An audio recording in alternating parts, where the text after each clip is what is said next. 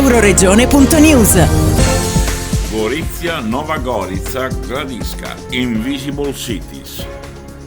Invisible Cities festeggia la sua 10ª edizione con un calendario di eventi lungo 10 giorni, dal 28 agosto grazie a 4704, alla Regione Autonoma Friuli Venezia Giulia, al Comune di Gradisca di Sonzo e alla Fondazione Carigo. Presentataci da Alessandro Cattunar. Invisible Cities nel 2024 festeggia i suoi 10 anni, 10 edizioni che hanno permesso al territorio isontino di diventare un punto di riferimento per quanto riguarda il contemporaneo, per quanto riguarda le contaminazioni tra i linguaggi artistici e tecnologici.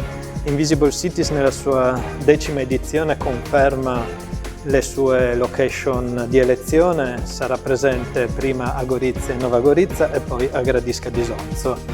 A Gorizia e Nova Gorica saremo dal 28 agosto al 1 settembre, a Gradisca di Sonzo dal 4 all'8 di settembre. Un'edizione del decennale in cui il festival propone un programma di grandissima qualità, tenendo la barra fissa su quella che è la sua caratteristica principale, proporre spettacoli, performance di innovazione, ma che siano per un pubblico ampio, per un pubblico fatto non solo di esperti, che siano spettacoli e performance capaci di stupire, di innovare i linguaggi nel modo di raccontare le cose, ma anche che siano in grado di raggiungere sensibilità diverse, essere fruibili da un pubblico che va dai giovanissimi fino alle persone più anziane. Insomma, cerchiamo di fare un festival popolare e di innovazione al contempo.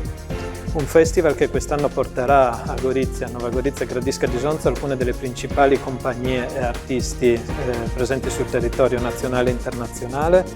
Un festival che come ogni anno punta a scoprire nuovi spazi, a invadere i luoghi pubblici, le piazze, le strade, i giardini, oltre che i palazzi storici.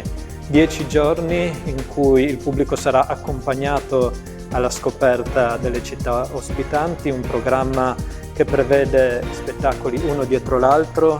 Da Gradisca, Marco Mascioli.